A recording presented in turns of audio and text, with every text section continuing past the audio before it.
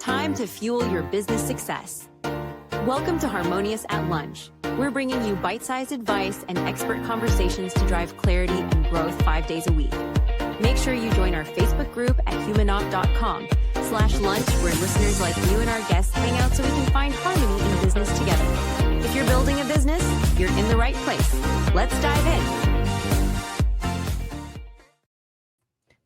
Hey y'all, welcome back to another weekly update. It's the Whupdate here on Harmonious at Lunch, and we did it, guys. We got a full week of amazing episodes and amazing guests.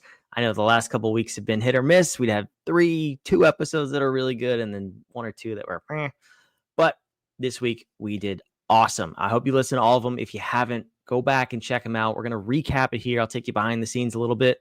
I'll play clips from the episodes. If you haven't been with us on a weekly update before, just high level about the episodes. And if you missed anything, you can go back, check out what's interesting. Otherwise, whatever. We'll see you next week. I hope you're subscribing anyway. Shout out to those of you who are subscribing on YouTube. Last week, we surpassed 500 subscribers, which is pretty cool. That's awesome. I remember starting that channel not that long ago from scratch, and 500 of you have subscribed. So super, super cool. But I want to hear from you. I want to make sure that you're subscribed so that you can actually get value from this podcast and from this channel. We put out a ton of content. We have a bunch of interviews, amazing people.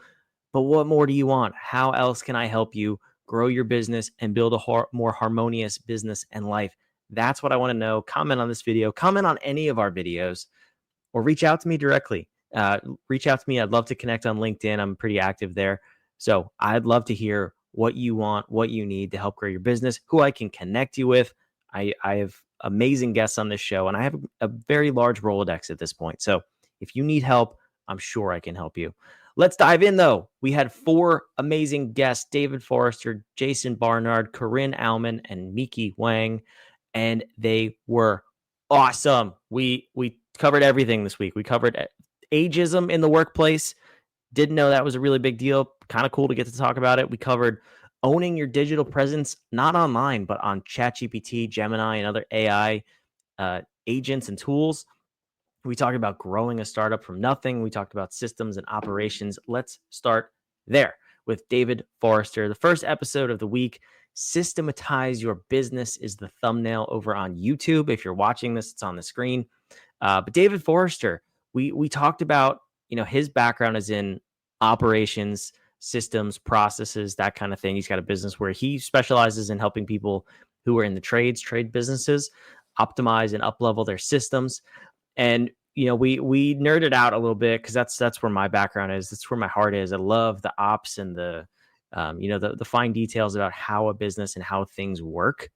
So we just got to talking about building better systems. One of the coolest discussions we had was building an effective onboarding system and how that actually helps retain your employees long-term, which is so beautiful and ties into what we do at HumanOp, especially with our Maestro platform, where if you know who that person is, you can tailor their onboarding experience to them. You can follow a set process, but make the minor tweaks so it feels like it's custom to them. And it's just so cool how you can impact the lifespan of the employee in that first day, week, 2 weeks, or month. We talked about this on the episode. It's the stats are very clear. If you get the onboarding period right, you have a much higher likelihood of retaining that employee for a longer period of time. If they feel like the onboarding is rushed or they just get a weird feeling, it's not tailored to them, they actually leave that company sooner. And that stat, I actually heard that for the first time a couple of weeks ago. Another guest shared it with me on the podcast, and it felt right, but it kind of blew my mind at the same time. Because if you think about onboarding experiences you've had in the past at companies, the way they make you feel in the first couple of days really influences how you feel about that company. And just nailing that process and getting it right could do amazing things for the lifespan of your employees at your company. So definitely check this episode out with David. We talked about a lot of things. That was one of the key things. Check this video out, and then we'll move on to the next episode. And that way, as soon as they get there, they know exactly what the next 3 months looks like. And that's going to blow their mind. Plus, you don't have to wake up and go, okay, what am I going to have this guy do today? Oh, I got 15 emails over here and 2 of these phone calls. Hey, could you just like pick up the trash today while I'm dealing with all this stuff? They already kind of know because they had the plan, and you have a plan in front of you that you don't have to recreate and think about. Oh, it's day 3. We're going to do this. Right. But yeah, avoid the duct tape hiring, so to speak. Yeah. Oh, can you try this and it'll be good for learning, right? Yeah, how many times have you done that? I've done it. That's why I brought it up on the podcast there, as you saw in the clip. But great episode with David. I highly suggest, if you have a team you're looking to scale, a business you're looking to scale, if you have employees and you want to hire employees, please go listen to that episode. It's definitely a good one, even if you're not in the trades. Moving on, episode 2 from the week, Claim Your Brand, is the thumbnail. It's on the screen.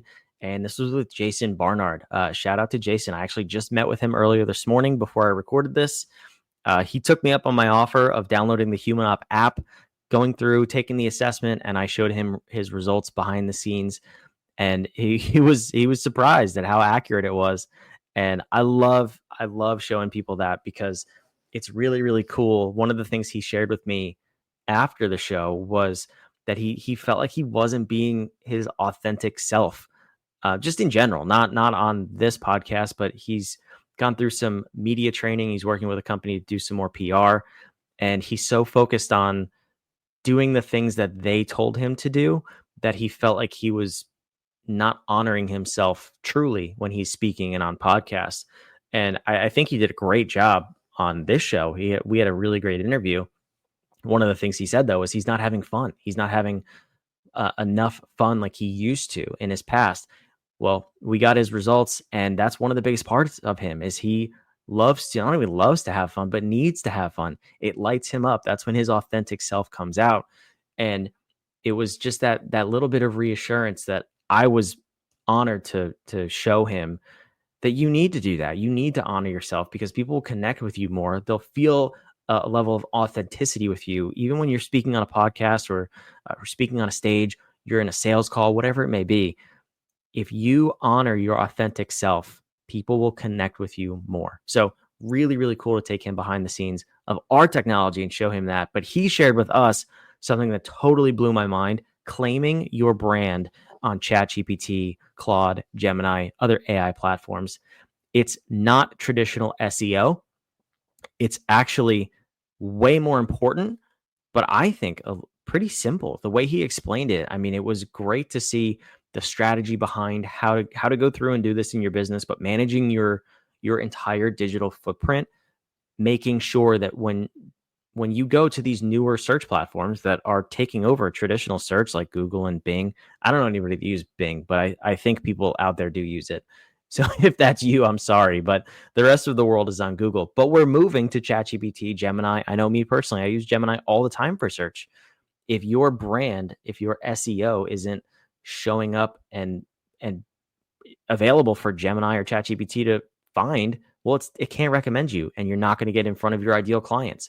So it's a really interesting time. If we take advantage of this opportunity, we can take a massive leap in our industry, in our geography, whoever your quote unquote competitors are.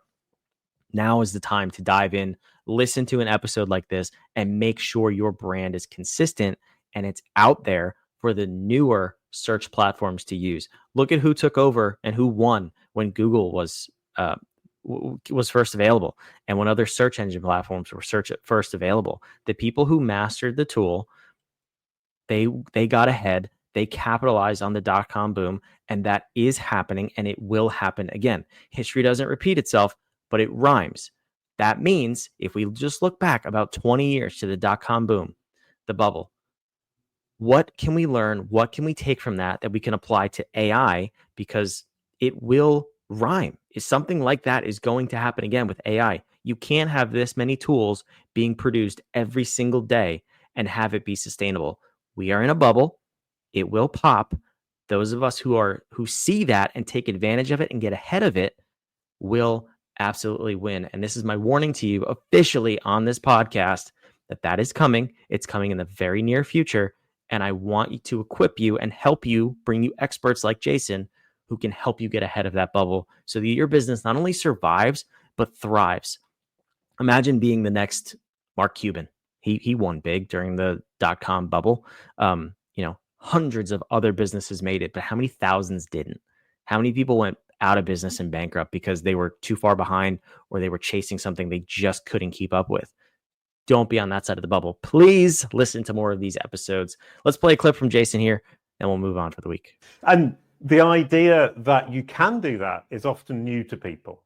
The idea that I can heavily influence what Google, ChatGPT, Bing say about me is news to most people. But if you look me up now on Google, ChatGPT, Perplexity, DeepSeek, take your pick. I don't mind any of them. Who is Jason Barnard? What is his expertise? It will say such nice things about me. It will be my best advertisement possible. Please go ahead.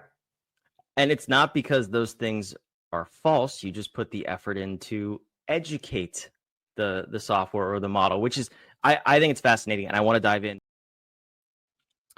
And I do. I still think it's fascinating. I thought it was fascinating then. I think it's fascinating now. Go listen to that episode if you haven't already. That's all I'm going to say about it. I've talked enough, but the warning is there. The warning is clear. If you don't see it, you're already behind, but there is time to catch up. So I'm not preaching fear here, but please go listen, go catch up, get ahead of this. All right. Episode 3, Wednesday's episode of the week with Corinne Auman. Corinne, so great to meet her, and I'm grateful she came on the show. I was a little skeptical about this episode before we started recording because it was about ageism in the workplace. I'm like, ageism? What? We've heard of, maybe the gender issues, DEI, racism, all that fun stuff, but ageism, is that a real thing? Is that happening? And apparently it is. Yes, it's very true, and it's happening all the time. But Corinne was able to show me not only how it's happening and where and when and what it looks like, and how actually it's happening now on an automated level, which is a little bit scary. Creating your resumes or filtering through resumes in a way that we take the age of a person out of it and we really look at who they are as humans. I shared with her as well, our technology does this so well because we produce a unique blueprint of who every individual is. We can show you what they're good at, where they're going to maybe struggle in your particular company, if they're even a good fit for your culture. I love the human op technology because it gets around all of this. If we just rely on those assessment results and stop looking at everything else on the resume, the sheet of lies, as I've called it in the past, we can get to the core of who a human being is and if they're actually going to be a good fit for our company. And, she resonated with that, which was really cool to see. But some of the things that were eye-opening is ageism is very real. But on the other side of that, we're missing huge opportunities by not having an age diverse workforce. Someone who's 21 and someone who's 75 has completely different life experiences, and they should be learning from each other. You shouldn't have this tight window of companies who only have 40 and 50-year-olds or 30 and 40-year-olds or whatever the age range is. The more you can maximize that age range, the more flexible and diverse, but from a thought diversity perspective, your company actually is. Really, really cool stuff we talked about. Let's play the clip from Corinne, and we'll move on to episode 4 of the week. Young people, when you're in your 20s, you're broke. You don't have any money. But people in their 50s, 60s, and 70s have money to spend. But it's amazing how marketing teams just don't pay attention to that. Yeah, it's always funny to see a marketing team of like 22-year-olds trying to market to a 75-year-old. All they are not speaking the same language. Well, and all they can do is think, because they believe the stereotypes about growing older, all they can think about is healthcare stuff. Oh, we're going to market, medicine or walkers or healthcare products to them. They cannot see older people as fully developed, well-rounded humans with lots of interests and activities and things that they want to do. All they can see is healthcare. Yeah, interesting topic there. Obviously, we were talking about marketing to different age groups, and it really is interesting to see how this sort of plays out. And you don't even really realize it until you listen to a conversation like that. So, really cool conversation. Corinne was amazing, so knowledgeable. She's been in this space for years and years. I highly suggest, if you lead a company, if you want to expand the experience on your team, go listen to that episode. It'll give you some new insights, and you'll throw age out the window and look at it in an entirely new light. So I encourage you to go do that. Thanks to Corinne again for stopping by. Episode 4, rounding out the week, we had Meeky Hwang, and her episode was super cool. It was the Entrepreneur's Journey episode, which I love having. I love hearing how people started their companies, what they grew through, where they've been, where they're going. It's always good to hear how people did it, right? You always look back and look at your own story, and it seems just like boring at sometimes, right? Because it's your story, you lived it. But when you can learn from other people and see their story, and not the big celebrity entrepreneurs who have documentaries about them, but like real everyday people who have normal everyday companies just like us. So cool to hear that they experienced the same things we did, same challenges, same ups, same downs, and how they got through it. And it sparked some ideas in you and in your business too. So I love having episodes like this. But we talked about how she took the leap. She left her corporate job and started her own company with a partner. And they focused on the fundamentals, right? They focused on customer service and delivering a really good product. And fast forward 10 years later, their company is thriving, growing. It's doing well, and they're looking at the next phase of growth and then potentially even an exit. It's what we all want when we start a company, to have it grow successfully, be potentially able to sell it or actually go through with selling it, and then maybe move on to something else, or maybe that's it. Maybe that's all you need to do, one exit, and you could be set for life. It doesn't matter what your goals are. It's so cool to see when it works, because it's very rare that it actually does. The stats are very clear. Over 94% of businesses fail within 10 years. So not only is Meeky's business within a very small 6%, another 90 some odd percent of businesses do not surpass $1 million in revenue. So out of that very small 6%, what percentage of them have actually made it past $1 million in revenue and are actually sellable businesses? She's part of the very few that I think we all want to be, and we can learn some lessons. I'll put the thumbnail on the screen here, Agency Growth Secrets, over on YouTube. Let's hear from Meeky, then we'll round up this episode for the week. What were some of the things that you did not foresee as challenges when you started your own company? So I was lucky to have my co-founder, because like he was managing the entire practice pretty much. So like he knew a lot more about like running a company and a bunch of things that you don't really realize when you're just like, because I was a management level, but I didn't really do more than the clients that I was handling. And then the projects that I was handling. So I had no idea there were like a lot more than just doing the work. And so I was so naive on that. So there was a lot of learning on that end, just like operation wise. I've heard that story so many times from other people, where you leave a corporate job, you're really, really good at your role, and you jump into being an entrepreneur, and you finally realize, oh, that's why all those other people were around me, because there's other things to be done. Those of you who have had that experience, you know exactly what I'm talking about. But it's always cool to see, like, all right, well, she adapted. She surrounded herself with really great people. One of the things she talked about was joining masterminds and getting around other like-minded entrepreneurs. That to me is the secret sauce behind my success too. I've always been in groups and masterminds and had coaches, because doing it yourself is, to me, absolutely foolish. That's one of our guests last week talked about that. Peter Awad on last Monday's episode. And if you haven't listened to that, go check it out. But that to me is like the secret to growing any business, surrounding yourself with the right people. Shameless plug here. We at Human Up put on a retreat a couple of times a year. Our next one is coming up. If you're listening to this, it's in October.